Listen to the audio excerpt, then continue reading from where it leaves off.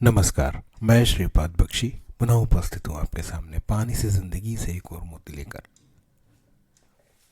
खोजी प्रवृत्ति के लोग कई बार बड़ा अच्छा काम कर जाते हैं क्योंकि कुछ ऐसी बातें हमारे सामने लाते हैं जो एक साधारण व्यक्ति देखता तक नहीं, भले ही वह प्रभावित हो रहा हो। ऐसा ही एक उदाहरण अभी सामने आया जब एक सज्जन ने विभिन्न मोबाइल द्वारा एक ही प्रकार की सेवा का अनुरोध डाला और सभी दूसरे घटक समान होते हुए भी उन्होंने यह पाया कि यदि आईफोन जैसे महंगे फ़ोन से सेवा अनुरोध किया जाए तो आपको अधिक खर्च करना पड़ता है दूसरे फ़ोन की तुलना में। ये खोज इन सज्जन द्वारा ओला और उबर जैसे टैक्सी बुक करते समय की गई। इतना ही नहीं, उन्होंने यह भी पाया कि यदि फ़ोन की बैटरी खत्म होने वाली हो तब भी अधिक किराया लिया जाता है क्योंकि यह माना जाता होगा कि उस समय उपभोक्ता जल्दी में होगा और इसलिए अधिक भुगतान के लिए तैयार हो जाएगा। थोड़ी देर के लिए अधिक पैसा लिए जाने को अलग रखते हैं, परंतु यह बात कितनी डरावनी सी लगती है कि दुनिया में मालूम नहीं कहाँ बैठा कोई शख्स या तंत्र ये भी जान लेता है कि आप मोबाइल को फ़ोन कौन सा यूज़ कर रहे हैं, उसकी बैटरी कितनी बाकी है। और ये तो ऐसा प्रतीत होता है कि बहुत ही छोटी बात होगी।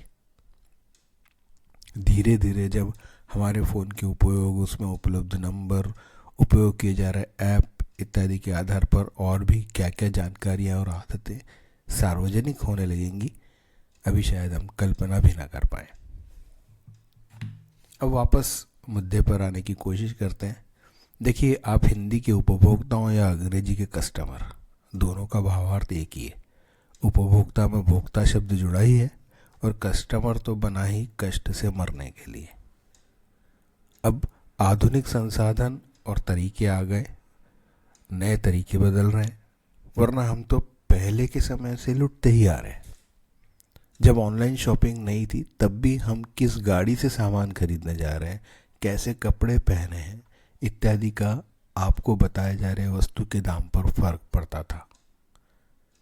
यहाँ तक कि सब्जी खरीदने के बाद उसमें ऊपर से बिना पैसे लिए धनिया डाला जाना भी इसी बात पर निर्भर हुआ करता था।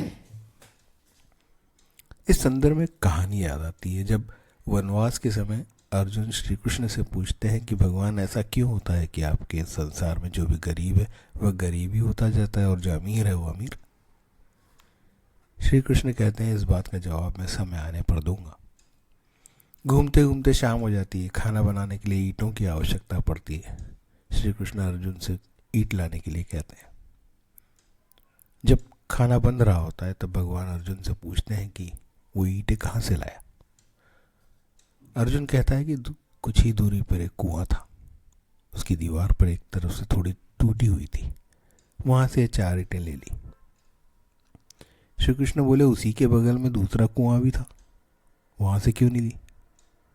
अर्जुन बोला कि दूसरा कुआं पूरा बना हुआ था, साबुत था, इसलिए मैंने उसे तोड़कर खराब करना उचित नहीं समझा।